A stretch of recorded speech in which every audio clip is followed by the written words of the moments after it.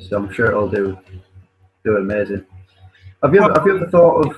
I know you've got your clothing shop, but you know, you had your old video game shop.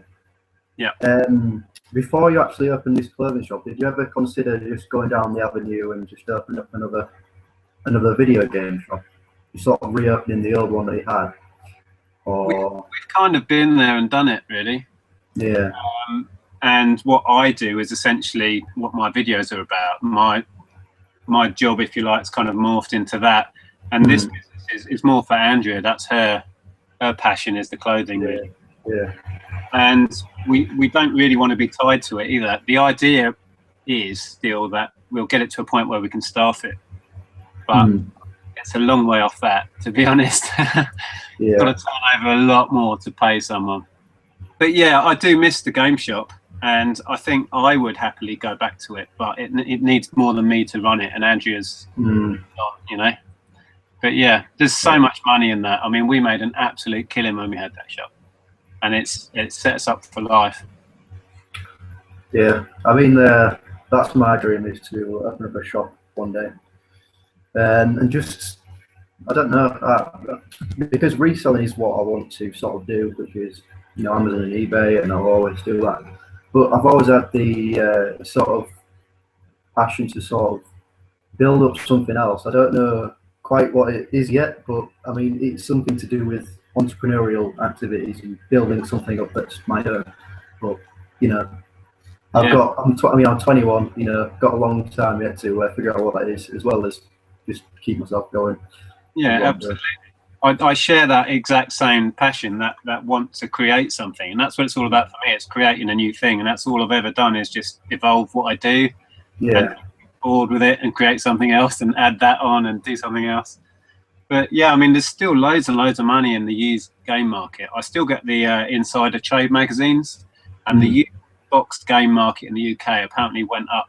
Like the overall turnover value of it in the UK increased last year against all speculation, because we've now got downloads, etc., etc. But yeah, the used game market is still massive. There's loads of money in it. I mean, here in Hitchin, when we closed our shop, nobody filled the gap.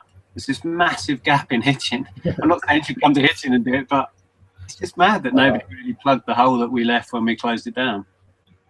There you go. Yeah, I always wonder though, because with the video games, I'm just wondering, because you know, with the Xbox One, they wanted to go full on, just you've got to download it from their system as opposed to you can buy it, and I'm just really scared for the future, you know, because they tried it with this console, but the next time, you know, the next gen comes out, which is a while away now, but you know, I like to think ahead. I'm thinking, are they going to try that again at that point? Are people just going to accept it? You know what I mean? So it's inevitable, but I don't know which generation. There's probably one more generation left with hard copies, I would imagine. But yeah, I don't know. It is inevitable that it's going to go that way. Everyone's getting so used to it. It's like mobile gaming is as big as console gaming now, and that's all download, isn't it? You know, there's no physical, and that just kills the second-hand market. But yeah, I reckon there's a good 5 or 10 years in that industry yet. It's all about adapting, though, isn't it? You know, if something isn't as good, then you go into somewhere else. Yeah. And the whole retro market is huge. When we had our shop, we made loads and loads of money on the vintage stuff. You know what I mean? And that market never goes away. PS2 is starting to become quite collected and vintage. Well, you were talking about PS2 stuff. There's a huge market in it. And there's it's abundance as well, because PS2 is one of the largest selling consoles. So there's loads of them about, going for fairly cheap. But there's also a lot of people buying them, want to re-get them again, you know, from when they first bought them. So much money on PS2s, and you know, another area as well, that, you know, as well. So I mean, I've been selling a lot of toys and stuff a lot recently as well, and sort of little card games. I've been picking up like Monopoly, sort of like Deal or No Deal, like mini card games to send into FBA. And you wouldn't think of it, but like, you know, these are going for sort of £8–10, like these little mini card games. Yeah, so I'm picking them up all the time. And the thing is, what I found is, in these charity shops, they have a standard price for these types of things. So while they're trying to overprice everything else, I'm just picking up these £1 card games and, you know, sending them in, because they have standard prices for certain things, these charity shops. So you find that gap where they're underpricing it slightly, and you go from they all have standard prices unless you've got you'll have experts for certain things. I know what you mean. I don't know if you saw my post on the Facebook page the other week where they was selling a bag of Lego for £75 in this charity shop, which was just laughable. So I took a photo of it. But in the same charity shop, they had a sealed Blu-ray box set for £3. Yeah. It's like, yeah, it's just that's a no-brainer. That.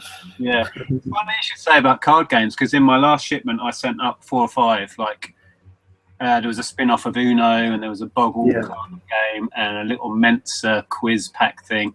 2 of them were still sealed, so they had really good value, and the other one was used, but it was still just about worth sending it in. And when you're getting them for 50p, it's just like a no-brainer. Yeah, and it doesn't take much in the shipment either, so it doesn't take much space up.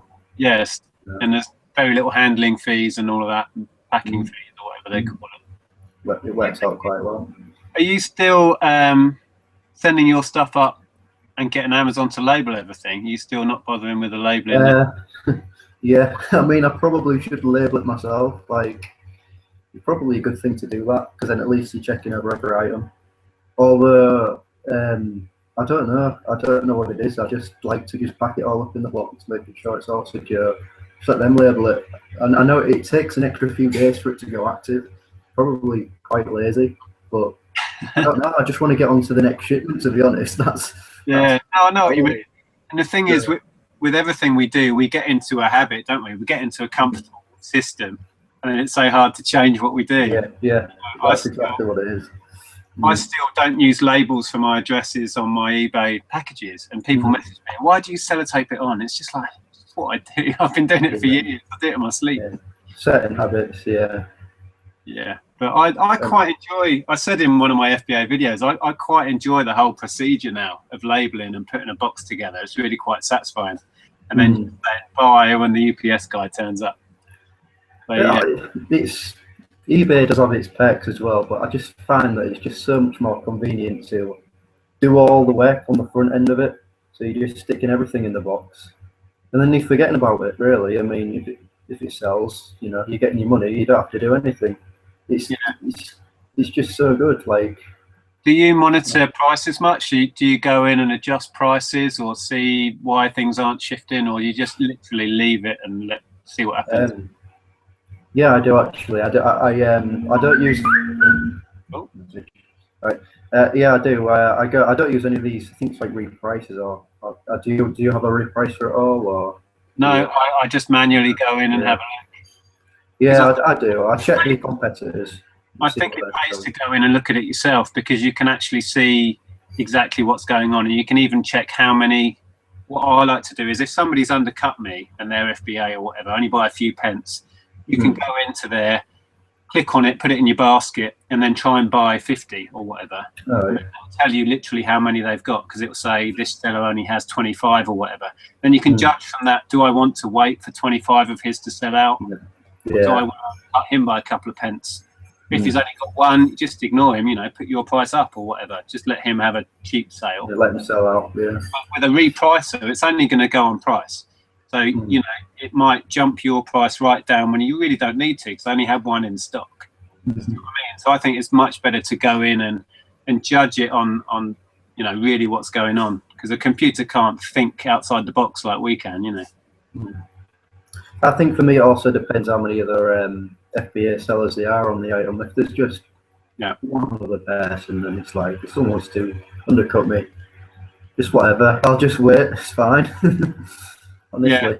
Do you pay a lot of attention to rankings when you're buying stuff? I mean, do you scan stuff, or you just buy it? Well, you can't scan it, I guess, if you're buying them.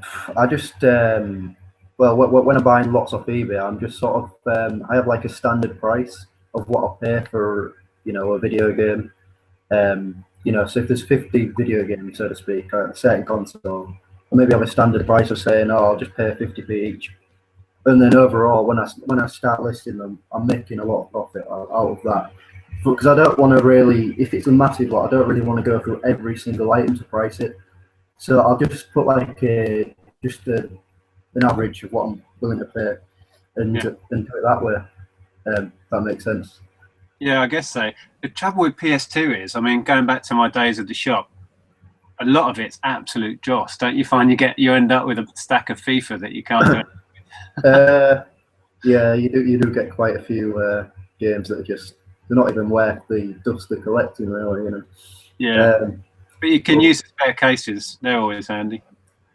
honestly, every time I get a lot though, if it's like I don't know, maybe a PS1 game or something, in a few PS1 games, like say 20, 30 PS1 games, at least, you know, sort of two or three of them are going to be like 20, £30 games.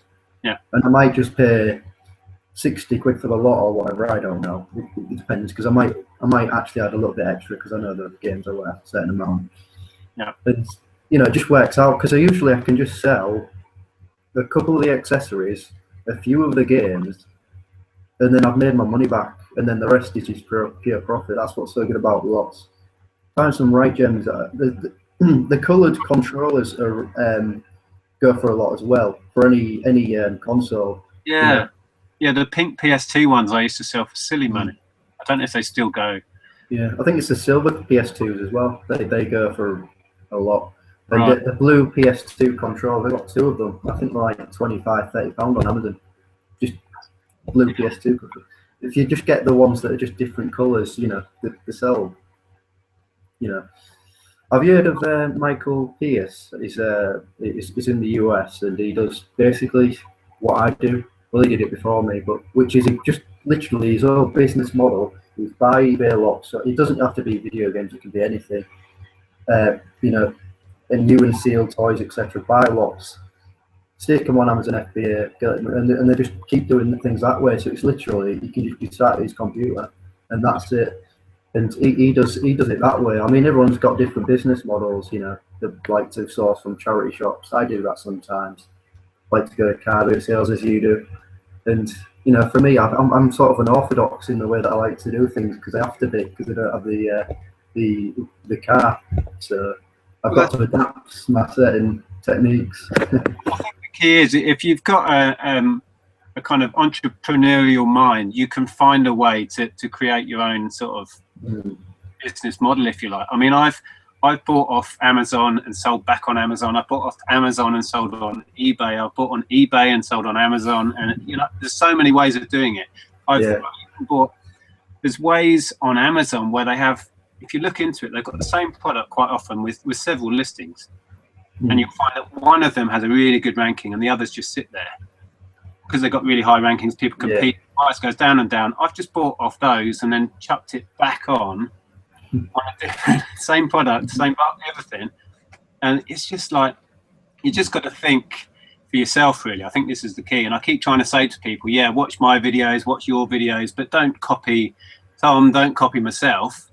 Come up with your take on it because you'll have better results that way. If you just do everything the way I do, you're competing against me, and likewise with yourself. You found something that works for your situation. Yeah. And you know, there's so many niches and ways. And Ken, you know, Ken, what's his name on the Facebook group? Kenneth Chapman, is it? Yeah, Ken Chapman. That's it. He has a amazing knowledge and loads of niches, and he buys up at auction, and it's just I always enjoy watching his stuff because it's so different to what I tend to do, but it just proves that there's so much potential out there for anybody to find their own little niche. And yeah, I really admire what you're doing. It's great to see someone who's like you said, because of your situation, you've almost had to create this business model for yourself, which is cool. Yeah. And you know, I'm not making tons. You know, I'm only making sort of maybe about £300 a month, really. I mean, that's it. But I haven't been doing it long, and this is literally my way of sourcing, and I've only got a certain amount of money to deal with. But when it comes to Christmas, and I've got you know, bigger cash stack built up, shall I say, you know, exactly, more investment, which is going to be more money. So the whole point about a business model as well is that if it's scalable, then you just scale it up. If you find a model that works, and then you can find a way of scaling it, you've got it made. The trouble with what I do and how I do it now is I've only got X amount of hours in a day, and there's only X amount of weekends with car boot sales. So what I do currently isn't really scalable, but I just enjoy doing it, and I make plenty of money out of it, so it's fine. I mean, I'd love to do what you do and go to car boot sales more often because, to be honest, I just like rooting through junk and finding the gems. To be honest, I just like doing that. So, and with eBay sniping or any other way, it's not necessarily the same feeling because you're not looking. I suppose you are looking through bad listings and good listings, but it's in person. You know, you are getting the bargains in person rather than buying over the internet. It's Yeah, different feeling. Different feeling. it's very, very addictive. It's like you get that adrenaline rush because the ones where I go, there's I'm not the only person around here doing this by a long shot. You know what I mean? So it's like it's one big competition. Like we all get there with our trolleys and our massive bags and stuff, and it's like the race to find the stuff. So you get a real adrenaline buzz. Something I want to mention. Yeah, go on. You know, with you starting sort of Amazon, then you're realizing like a lot of the stuff that you sell, you can sell for more on Amazon rather than eBay. Are you like, because this is what I'm going through, but this is mainly because I sell a lot of video games, but are you struggling to find stuff? I suppose you're not to go to a lot of car boots, but do you struggle to find stuff to put on eBay when you can just put on Amazon for more? Like, because I'm struggling to find what I should put on eBay compared to Amazon's because of the way I do things, really. A lot of stuff that I do, a lot of the DVDs I'm doing it. Books is my thing I'm experimenting with all the time now. Most books aren't worth the time of day to stick on Amazon on their own, but that's the only way you can do it because you can't create a bundle on there. Whereas, so you'd put it on there as a penny book and it's a waste of your time for the revenue that you get back. Whereas if I bundle them up and I can get £1 a book when I put 30 books together, you know, it makes perfect sense. Same with like my kids' DVD bundles. They'll all be penny DVDs on Amazon, but I can bundle up 10 or 12 together and get 25 or 30 quid for it. And I do the same with DS games and this, that, and the other. So that's where eBay comes into its own because I can add value to stuff by creating my own unique bundle. And then there's all the vintage stuff and the stuff that just isn't on Amazon to sell it.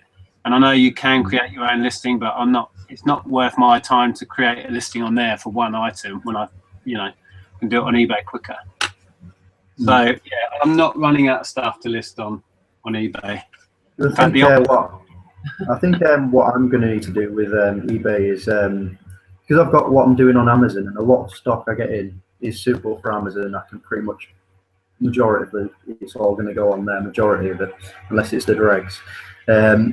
So I'm thinking of just getting into. I haven't got into it properly, but more sort of like clothing and sort of shoes. And I know there's a few YouTubers that do a lot to do with that, and just get into that area of things, and then just build up that sort of niche on there, and then carry on with Amazon. Because I know with Amazon FBA and sending stuff in, it doesn't take. For me, it doesn't take massive amount of time, to be honest, to put shipment together. I mean, for what it is, you can put hundreds of items together, and it for the time you're taking, it's not as big. So then I've got a decent amount of free time that I could then just work on a niche on my eBay. So like maybe like clothing and trainers, and then like just other random bits. So I don't know. I'm just brainstorming. Yeah, well, clothing is huge, and before I started being a generalist again, which was about a couple of years back now. Andrew and I were clothing specialists, and that's all we did for about a year and a half. And there's great money in it, but it is so labor intensive. It's the exact opposite of FBA because you've got to thoroughly check every item. You've got to take not one picture, probably 5 or 10 pictures. Yeah. Got to describe it in massive detail. You've got to measure everything. One item can take you half an hour to process. And then you've got the added problem that with clothing, if you're doing adult stuff, you will get a lot of returns. There's no way around it. People can't try it on. People can't get the feel of it. So you'll get a load of stuff back. And being a business seller, you have to accept it. There's no ways around it. So that's why actually we specialised in kids' clothes eventually, because we had virtually no returns. But with adult clothing and shoes as well, you'll get a big percentage of returns. But yeah, there's an absolute ton of money to be made in that. Yeah, I mean, it's like directing sort of your time, though, isn't it? I mean, if I did do more clothing, then that's what a lot of my time would go towards. And it might not happen, but I feel like I will then slack a little bit on Amazon, and I won't be making as much there, but I'll be making up from the clothing. It's like when I was on eBay mainly, I was doing okay, and then I switched over to Amazon, and now my listings on eBay are going down a little bit. So it's hard to, balance it out on both platforms really, and that's what I'm finding it quite hard to do, to be honest. Yeah, I'm the same. My eBay listings, I just relisted a load of unsold stuff, so it's just gone back over 100, but it dropped below 100, which I haven't been for years and years and years. And it's partly due to all the time I spend out on the shop floor and managing the shop, but it's because the last 2 weeks all I've been doing is Amazon. And so whereas I'll be listing, I don't know how many items on eBay a week, it went down to virtually none because I was putting all these shipments together and hunting through all my stuff because I got obsessed with finding things to send to FBA. So yeah, it's time is the one thing. Because you're juggling a shop, you're juggling your Amazon and your eBay, and it's like, oh, it's so much. Yeah, I know. But it's so good at the same time, It's even though you're fast paced and working, and it's just so good, especially when you hear a sale go off, etc. So yeah. It certainly keeps us busy, that's for sure. Yeah, well, definitely. I'll have to wrap this up, buddy, because I'm going to have to go home and get some dinner, I'm afraid. All right, no worries. I think my club anyway, so I'll see you in a bit. Yeah, nice one. Well, thanks for chatting to me, and good luck with your learning to drive and FBA this Christmas. All right, thank you. You too. Buddy, I'll speak soon. All right, bye. Take care.